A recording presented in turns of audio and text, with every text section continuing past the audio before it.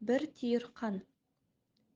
Сауық құрып, түзден оралғанымда налыған кейіппен, қасқырға қарындасыңды емес, сені тастауым керек еді, дегенін түсіне алмап едім.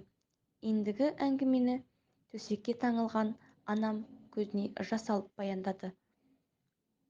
30-шы жылдар уағы қалың ашаршылық пен нәубет төнген қилы заманға сайып еді. Сықырланған қар дыбысы әрбір жүргіншінің қадамынан хабар танытып, төбелеп жауған жапалақтар ескі ізді қаптай берді. Біз жалғызбыз. Жұртшылықты жалмаған дерттен бой тасалау үшін Кемербастаудағы Құрманбек жездеңнің үйіне жол тартып ек. Сен де ашсың, емшектегі қарындасың да. Екеуіңді қапсыра құшақтап, бірінен соң бірін шырамытқан қалың қыр басынан өте бердім. Ыңырсыған қарындасыңның үні жүйкемді жұқартса да, дем қылып әлденіп алуға жағдай икем бермеді. Ол тұста жүрісімді жылдамдатып, тізеден көмілген қар бетін арши түстім. Үмітсіз шайтан дейді. Ал мен сайтан емеспін. Төзгісіз суық пен екі перден салмағы денемді қаусатқанымен жанымды бекем еткенін байқадым. Күннің өзі қасарысып, амалсыздан кешім батырғандай ма? Білмедім.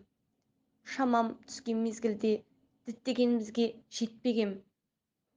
Ал мен алқынған күйі екеуіңізді де жерге қойдым да шалқалап деміктім бе екен, әйтеуір есімді жиғанымда қарындасыңның үнінен бөлек бейтаныс дыбыстың қылаң берген ұқтым.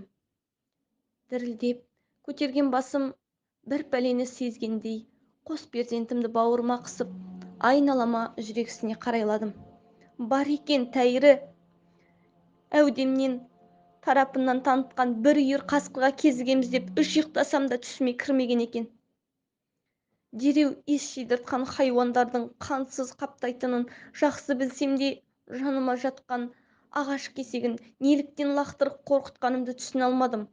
Онсыз да достық пиғылмен келмеген олар да одан да өшіге түспей ме?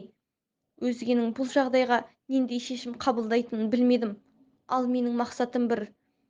Әкеңнің соңынан перзент ілесуі тиіс. Сол себепті бірер сәттік шешімді үсігіс жөнмен қабылдау керек болатын. Сөйттім де қарындасыңа қарадым. Бейкүнәнің бір топ қасқырға таланғандағы үнін әлі күнге дейін ұмыта алар емеспін. Оларға бір түйір қан, алмаған фәнилік сабақ, тұла бойымды билеген ашу-ыза, нала мен мұң, бәрі сен аман жеткізу үшін тәнім мен Тәңірден берілген қуат болса керек. Ал сен мұны да білмейсің.